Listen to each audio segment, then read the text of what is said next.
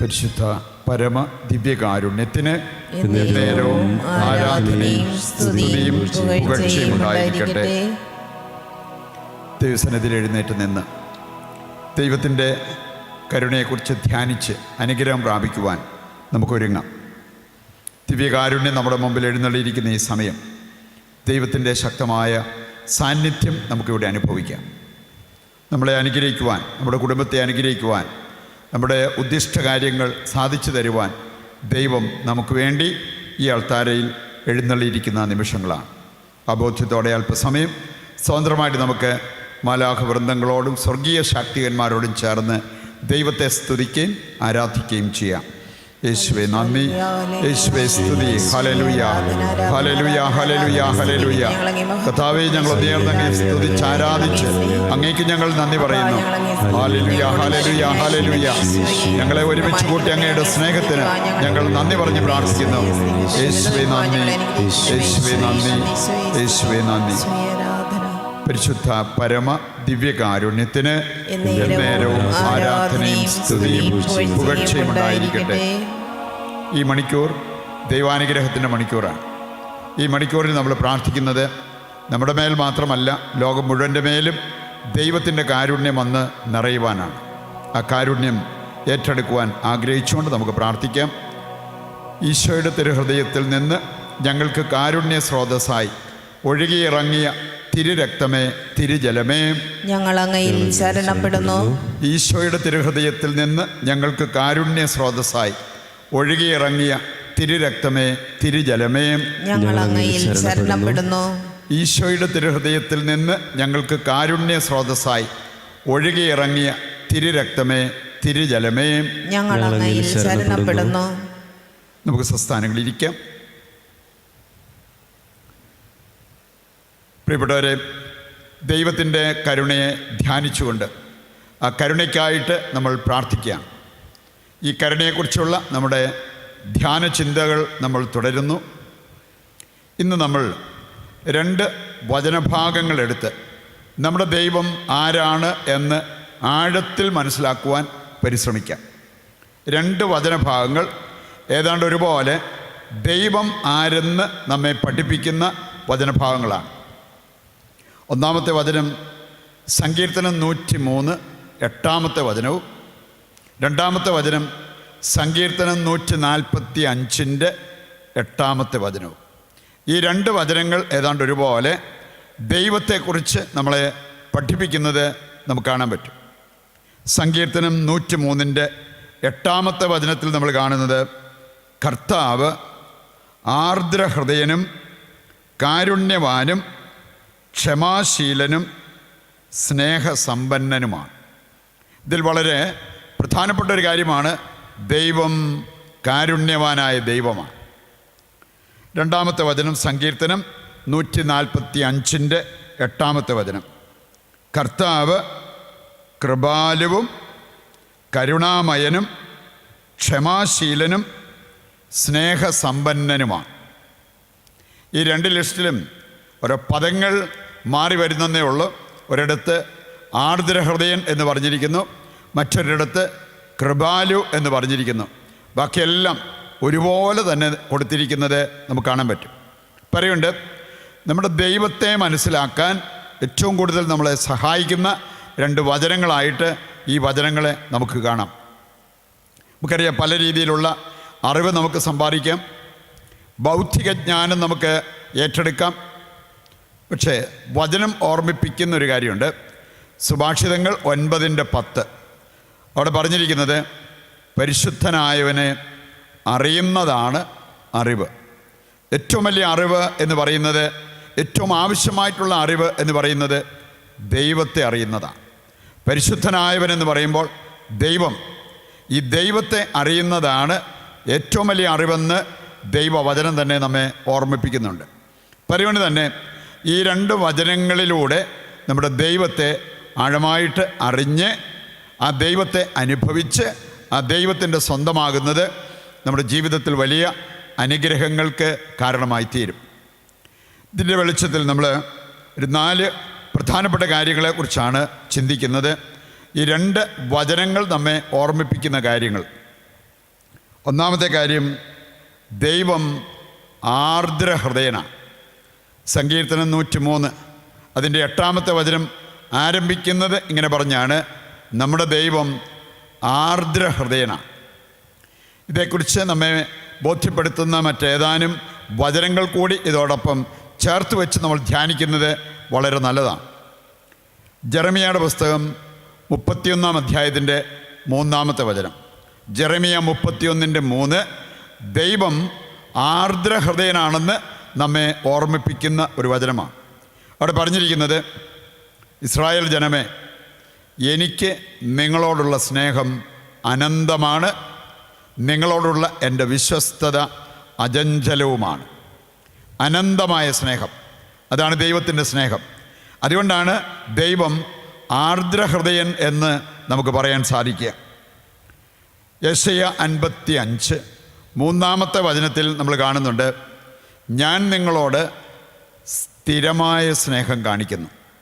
വല്ലപ്പോഴൊക്കെ ഏതെങ്കിലുമൊക്കെ വിധത്തിൽ ദൈവത്തെ സ്നേഹിക്കാൻ എളുപ്പമാണ്.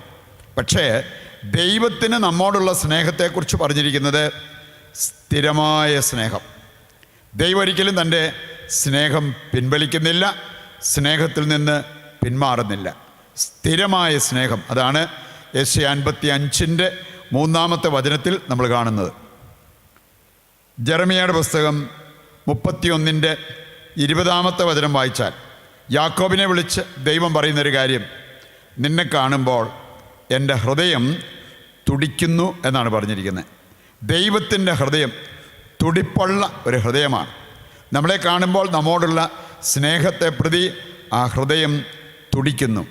ഇതെല്ലാം ചേർത്താണ് നമുക്ക് പറയാൻ സാധിക്കുക ദൈവം ആർദ്രഹൃദയനാണ്. നമുക്ക് കാണാൻ സാധിക്കും ദൈവത്തിൻ്റെ മക്കൾക്കുണ്ടായിരിക്കേണ്ടതും ആർദ്രഹൃദയമാണ്. കാരണം ദൈവം തന്നെ ഛായയിൽ സാദൃശ്യത്തിൽ നമ്മെ സൃഷ്ടിച്ചു. അതുകൊണ്ട് നമ്മുടെ സ്വഭാവം, നമ്മുടെ വ്യക്തിത്വം, അതെല്ലാം ദൈവത്തിൻ്റെ സ്വഭാവവും ദൈവത്തിൻ്റെ വ്യക്തിത്വവും ദൈവത്തിൻ്റെ മനോഭാവവുമായിട്ട് ചേർന്ന് പോകണം. ഇനി അതിന് നാം ചെയ്യേണ്ട, നാം ശ്രദ്ധിക്കേണ്ടതായിട്ടുള്ള 2-3 കാര്യങ്ങൾ തിരിച്ചറിയുന്നത് നല്ലതാണ്. എങ്ങനെയാണ് നമുക്ക് ആർദ്ര ഹൃദയമുള്ളവരായിട്ട് മാറാൻ സാധിക്കുക? ഒന്നാമത്തെ കാര്യം മനസ്സിലാക്കാൻ നമുക്ക് ഹോസിയയുടെ പുസ്തകം 6-ാം അധ്യായത്തിൻ്റെ 4-ാമത്തെ വചനം എടുത്താൽ മതി. നമ്മുടെയും ദൈവത്തോടുള്ള സ്നേഹം സ്ഥിരമായിരിക്കണം. ദൈവത്തോടുള്ള നമ്മുടെ വിശ്വസ്തത സ്ഥിരമായിരിക്കണം. നമ്മുടെ പ്രാർത്ഥനയ്ക്ക്, നമ്മുടെ സ്നേഹത്തിന്, നമ്മുടെ ശുശ്രൂഷയ്ക്കൊക്കെ ഒരു സ്ഥിരത ഉണ്ടാകണം. ഇവിടെ നമ്മൾ കാണുകയാണ് ഹോസിയ 6:4 നിൻ്റെ സ്നേഹം പ്രഭാതമേഘം പോലെയും മാഞ്ഞു പോകുന്ന മഞ്ഞുതുള്ളി പോലെയുമാണല്ലോ. അതിൻ്റെ പ്രത്യേകത നമുക്കറിയാം, വെയിൽ വരുമ്പോൾ അത് അപ്രത്യക്ഷമാകും. അങ്ങനെ അപ്രത്യക്ഷമാകേണ്ടതല്ല ദൈവത്തോടുള്ള നമ്മുടെ സ്നേഹം എന്ന് നാം തിരിച്ചറിയണം. രണ്ടാമത്തെ കാര്യം, നമ്മുടെ ഹൃദയം അവക്രവും അചഞ്ചലവുമായിരിക്കണം. പ്രഭാഷകൻ 2-ാം അധ്യായം 2-ാമത്തെ വചനത്തിൽ പറഞ്ഞിരിക്കുന്നത് അപ്രകാരമാണ്: നിൻ്റെ ഹൃദയം അവക്രവും അചഞ്ചലവുമായിരിക്കട്ടെ. വക്രതയില്ലാത്ത, ചഞ്ചലിക്കാത്ത ഹൃദയം, അതാണ് ആർദ്രഹൃദയം എന്ന് നമുക്ക് പറയാൻ സാധിക്കുക. മൂന്നാമത്തെ കാര്യം, സുഭാഷിതങ്ങൾ 23:15 നമ്മൾ കാണുന്നുണ്ട്: പഠിപ്പുള്ളൊരു ഹൃദയം, ജ്ഞാനമുള്ള ഒരു ഹൃദയം, അതായിരിക്കണം നമ്മുടെയും ഹൃദയം. കാരണം ഇവിടെ പറഞ്ഞിരിക്കുന്നത് ഈ ഹൃദയം കാണുമ്പോൾ ദൈവത്തിൻ്റെ ഹൃദയം ആനന്ദിക്കും.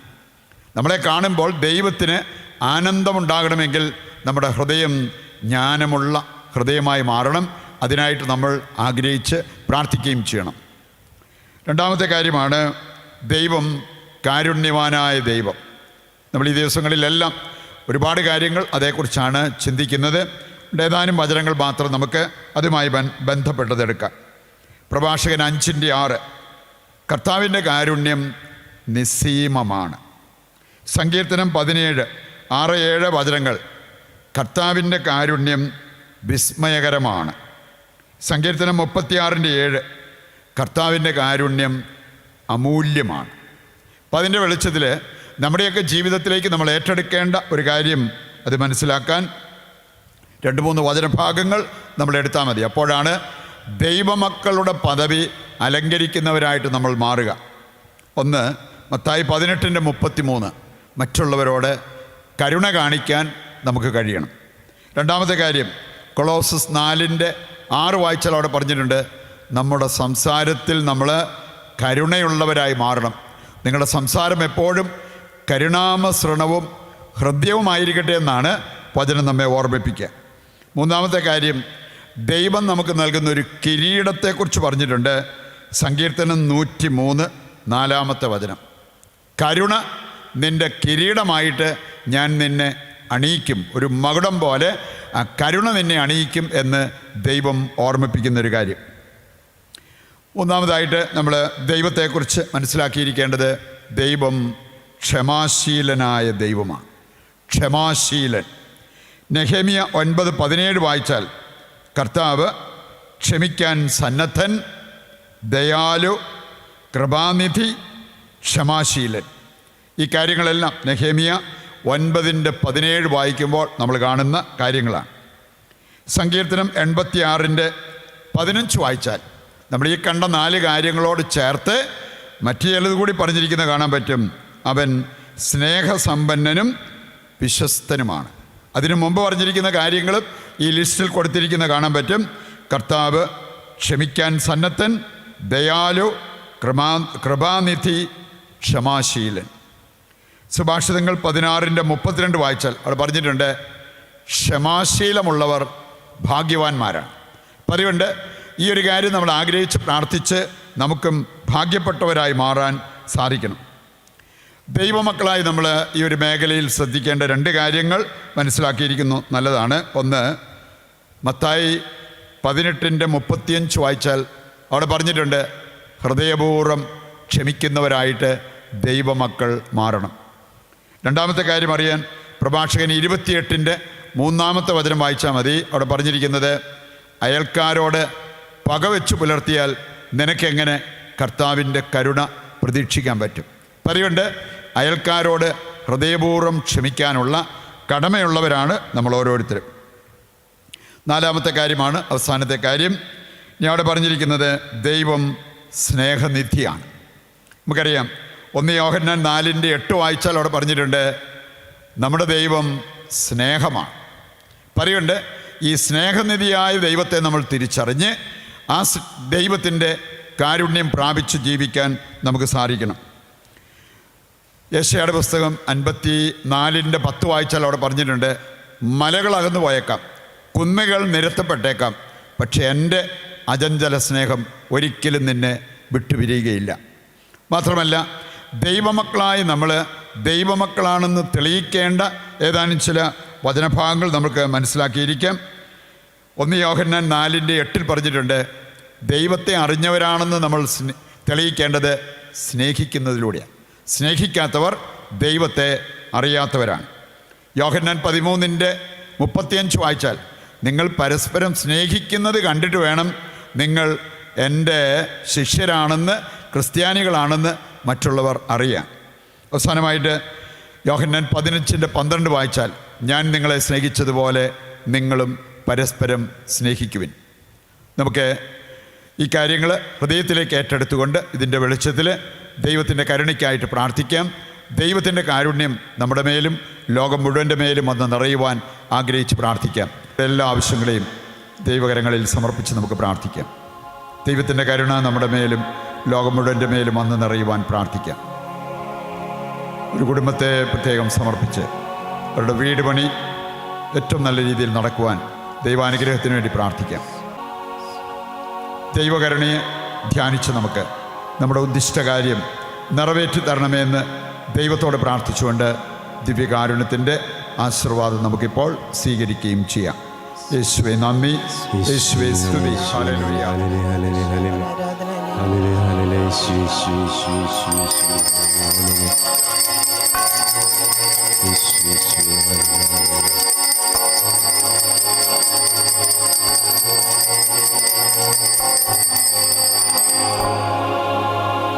പരിശുദ്ധ പരമമാ ദിവ്യകാരുണ്യമേ, എന്നുമെന്നും അങ്ങേക്ക്